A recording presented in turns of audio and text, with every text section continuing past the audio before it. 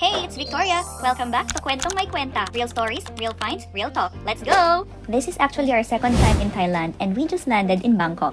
Nag-rest muna kami sa airport for a few hours before heading to the hotel. Sobrang nakaka-excite. Pagdating namin sa hotel, we paid for breakfast since di pa siya included sa booking. Worth it naman. Grabe, I ate a lot. Let's officially start day 1. Our next stop was here at Gems Gallery. This was really special kasi sabi ni Mama babalik siya dito pag nakabalik kami ng Thailand. And she did! And she bought something. After that, we went to explore ICONSIAM Mall. Grabe, ang ganda ng interior and ang daming local food stalls.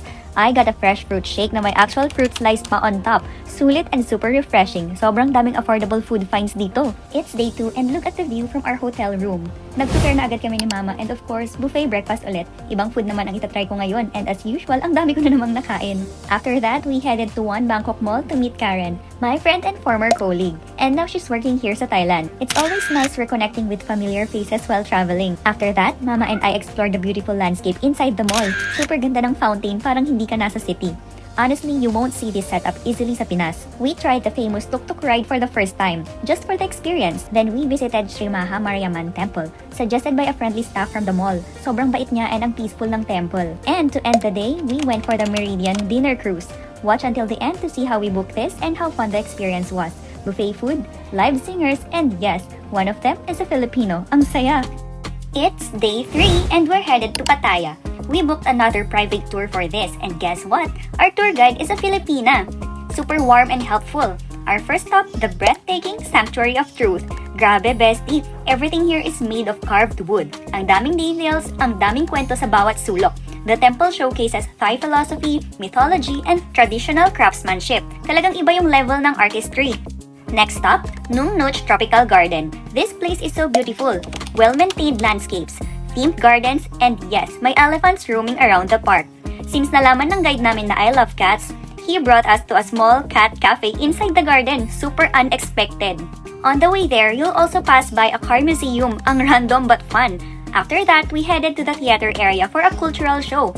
That includes traditional dance and a few animals on stage. Now let's watch part of the show.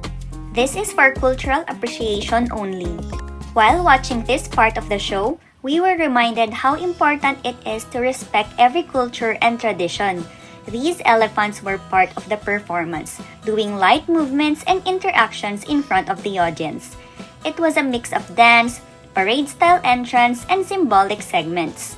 The staff looked attentive and there were no signs of harm or distress. If you're planning to visit, be mindful and observe from a place of appreciation and respect. While I personally feel mixed emotions about animal shows, I decided to include this in the vlog to show the real experience that some tourists encounter. Always do your research, and if you prefer not to support animal-related attractions, there are still so many parts of Pattaya worth exploring.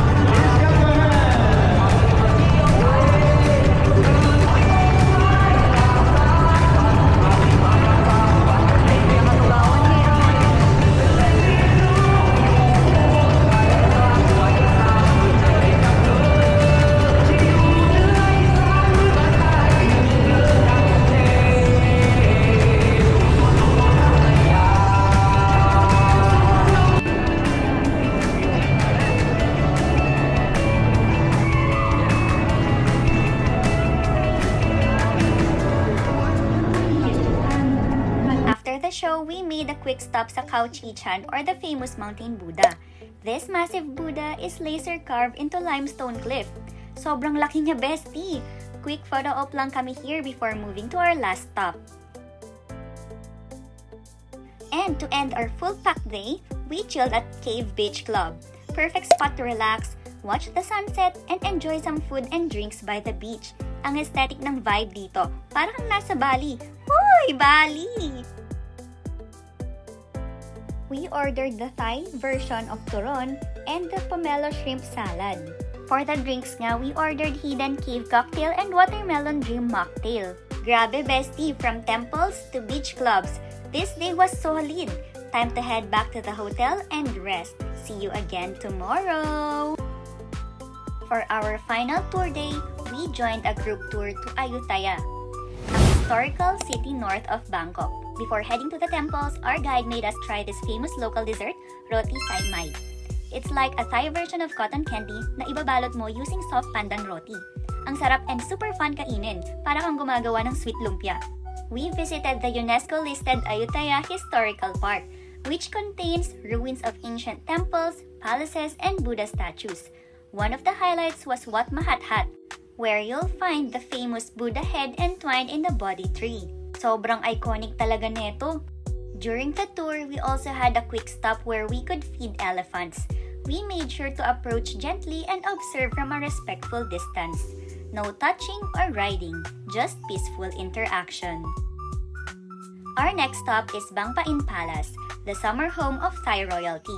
Ang peaceful dito, bestie, and you'll see a mix of European and Chinese-inspired buildings surrounded by manicured gardens.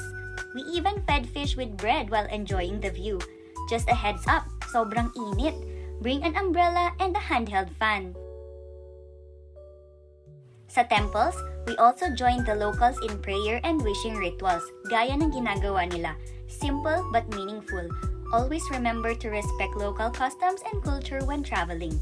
It makes the experience more genuine and memorable. Before heading back to the hotel, we made a quick stop at the Ayutthaya night market. Around 4 p.m. pa lang, kaya food stalls pa lang ang open. I tried something exotic, bestie, fried silkworm.